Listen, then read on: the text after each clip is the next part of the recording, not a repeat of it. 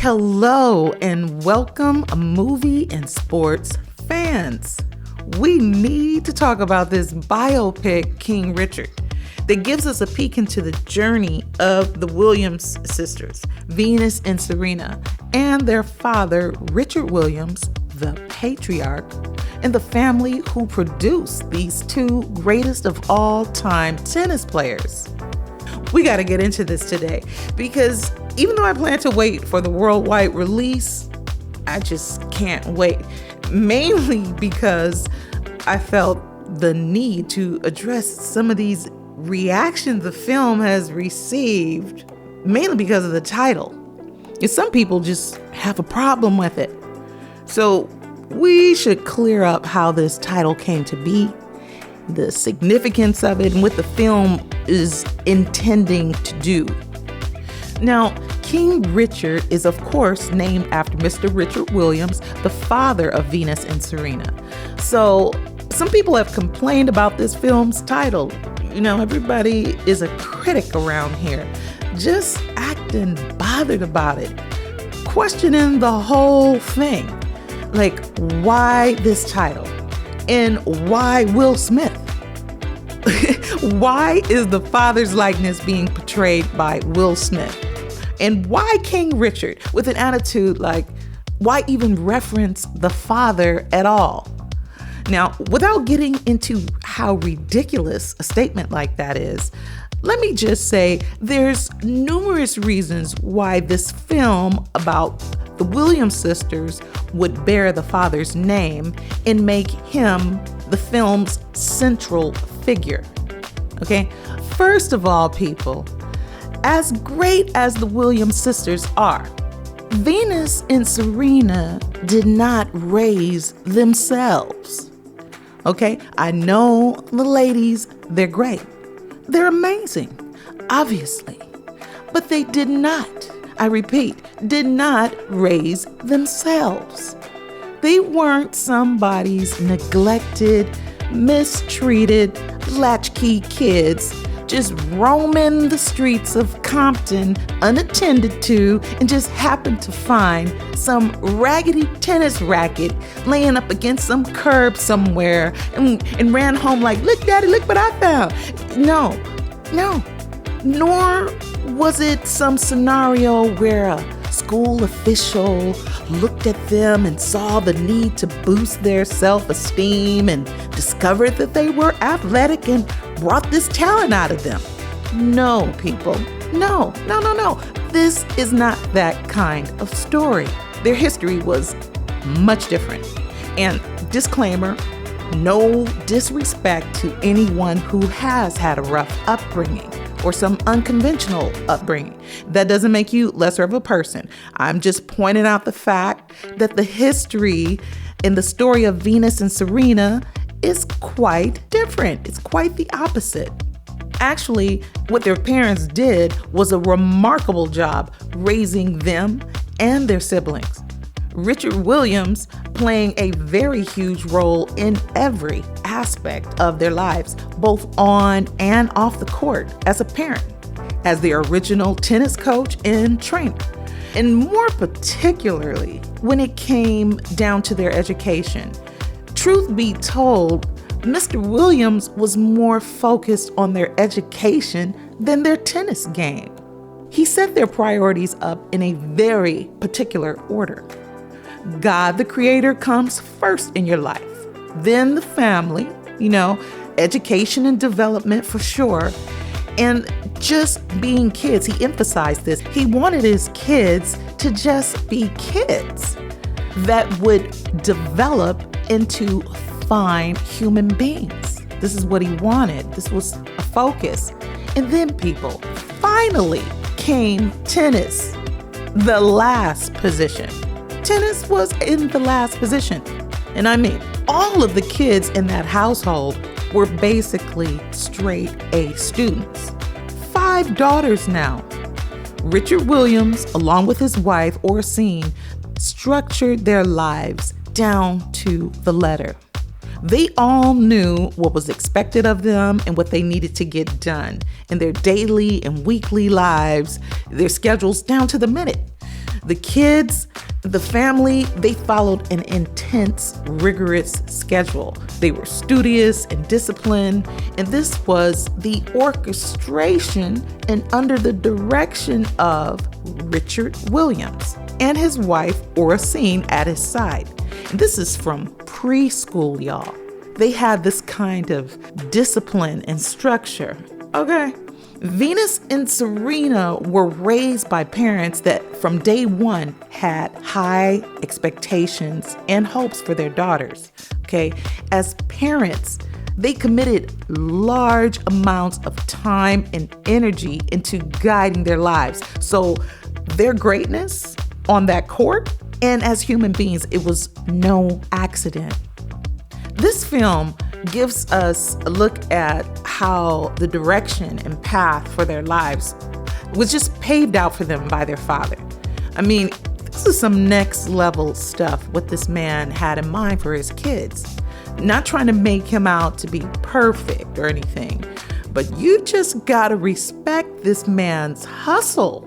It was Richard Williams who first trained and coached them, and he continues to coach and advise these two champions till this very day.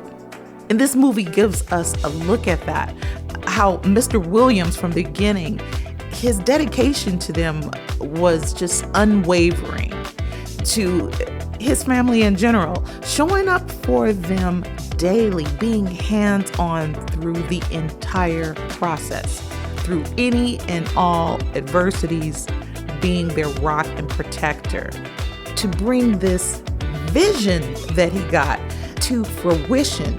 And the story behind the drive is just something to wrap your head around and understand this family's accomplishments. It's really a case study. So packing all that history and determination into one movie is probably impossible. The full story is just too huge for one sitting. It's truly a case study. So his name being on the title of the film, you just need to understand. I mean, that's why we have this film, because it's a story that truly deserves to be told and understood. With all that, wisely, the directors and creators of this film focused on certain aspects of their journey, focusing on where the idea to raise these champions came from, and we get to see how that all started to take off. And that, my friends, was Richard Williams, thus the title. Always keeping the family's priorities in check through it all, and just intent on raising God-loving, intelligent, brilliant, well-balanced young ladies. And aren't they that? I mean, look at them, how they've moved through life. They're just elegant women, really. He set the bar very high for them before you even bring tennis into the equation. Now, Mr. Williams' personal upbringing was rough. He would say that he had a lot of love, but he grew up in the New Orleans area in an environment that intentionally limited the options and opportunities for African American people. This was during the Jim Crow era, with laws and social policies that set out to just cripple and make life hellish and just downright dangerous for Black people, and particularly Black males, with the Ku Klux Klan being in full effect, wreaking havoc just on the lives of Black people.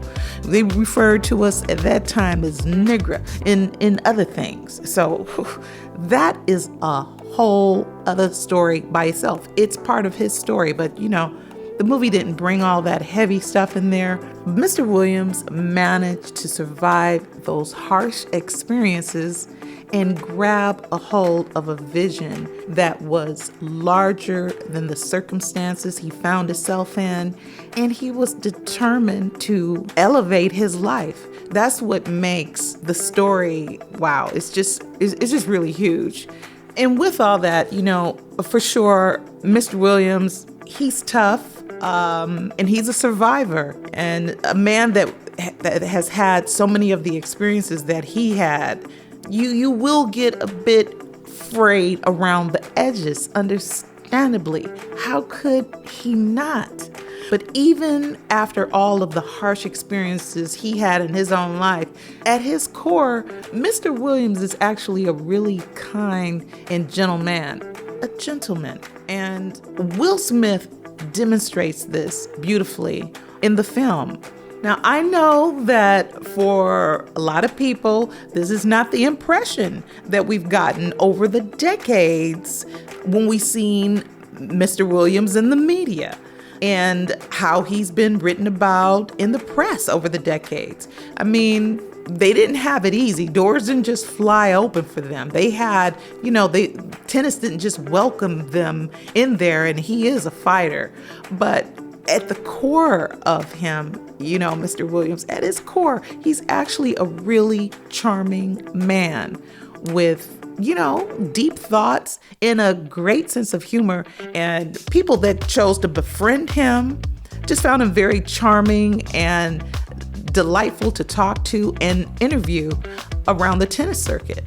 Now, we should be probably pretty clear by now, but I just want to point out probably the biggest reason why we have this film with this title, King Richard, is because of Venus and Serena themselves. They wanted this film storyline to be seen from their father's perspective, from his viewpoint, his vantage point, through the lens of their father, making Mr. Williams central to this movie because he was central to their lives.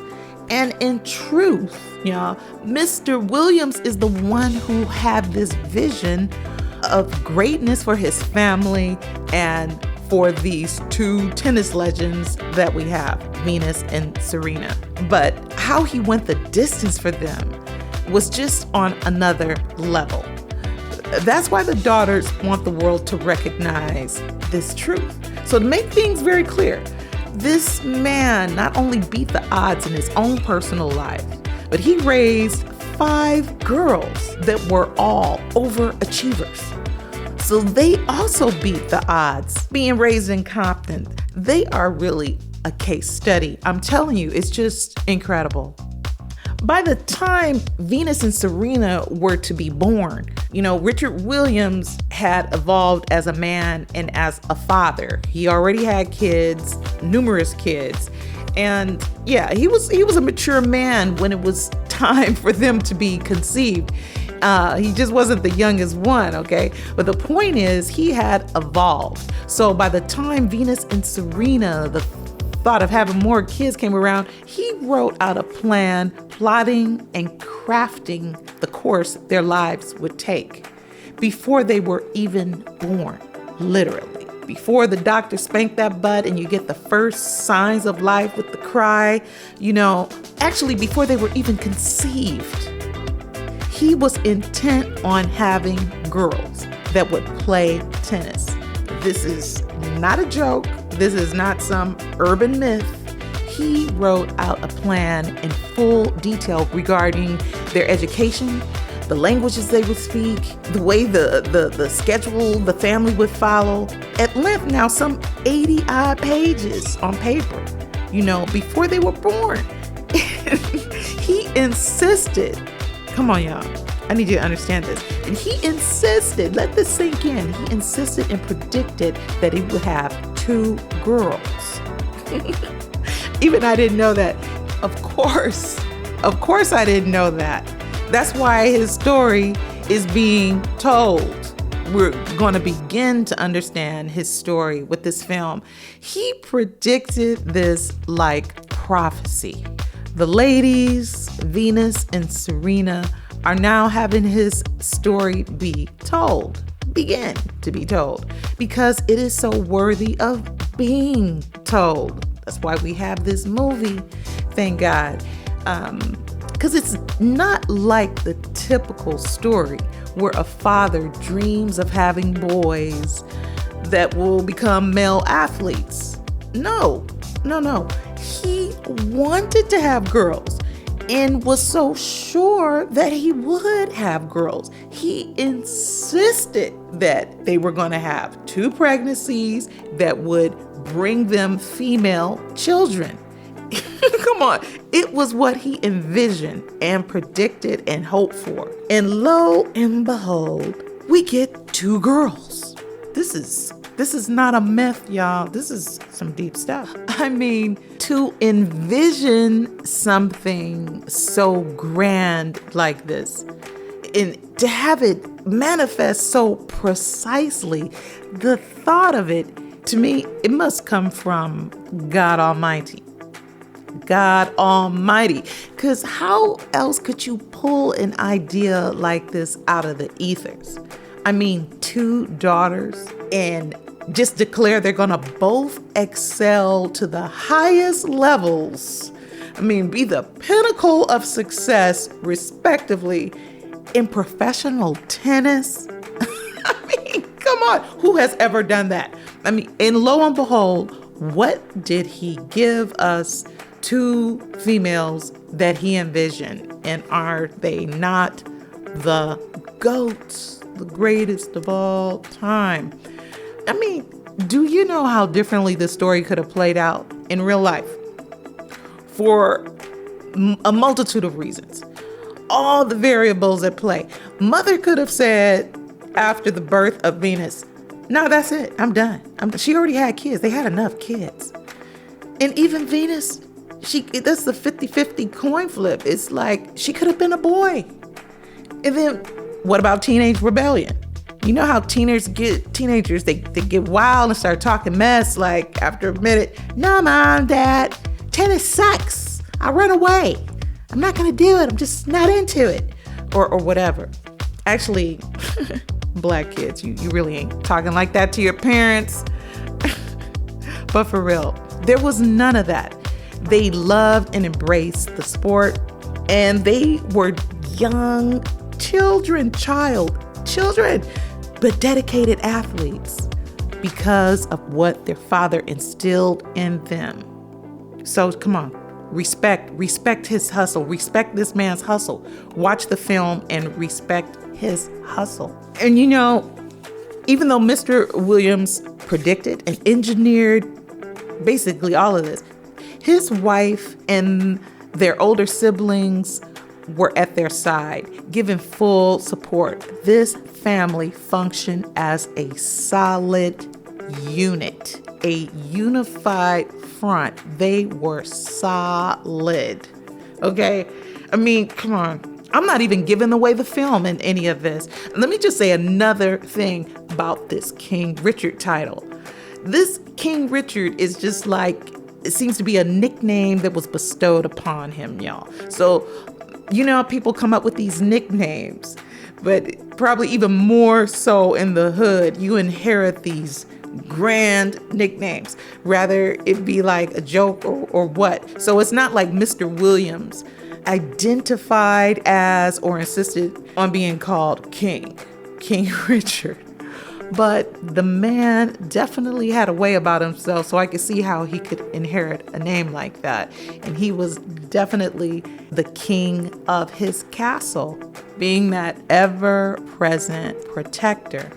So at this point, anyone still having a problem with Venus and Serena having their father recognized this way in this film, honoring the contribution he's made to their lives, if you still having a problem with this title, after all this backstory, something might really be going on with you. You might need some help that I just can't give you. I have to say, I'd rather you like this video and subscribe and share it. And I ask you to do that because, you know, I don't control these videos. It's you, the viewer, the listener, that controls the content on YouTube. And this is an amazing story. I'd appreciate if you shared it. Leave a comment and go see the movie as well. And another point I want to drive home before I wrap this up is that Venus and Serena Williams were executive producers on this film, along with Will and Jada Pinkett Smith. with the caveat that they wouldn't put their names on this film unless it truly paid homage to the indispensable role that their father played in their life. So, they waited till the film was done and they gave it their stamp of approval because, of course, Will Smith and his brilliant castmates, they delivered. The family was pleased. The Williams sisters, they were pleased. So they gave it their royal, sacred stamp of approval. So hopefully we all understand the inspiration behind the film. I didn't really do real commentary. I think that's really enough to chew on. I mean, Mr. Richard Williams really has his own story just all by himself. I have already talked about this title, King Richard, longer than I planned on. I just wanted to give a simple comment on the subject. But the real question for you is, should you see this film if you haven't? And the simple answer is yes. This film is a must-see. It's a feel-good story. It's a nice balance. Like I've been saying, the lives of this family, their accomplishments are so huge. It's a lot to squeeze into one film in one sitting, but they did an amazing job striking a balance. They didn't put the heavy stuff on you. It's just really great. It's a crowd pleaser for the whole family. One size fits all, big, short, tall, or small. Do see it. Do yourself some good. I thank you for listening to this point. I'll come back with some commentary. Be well. Peace.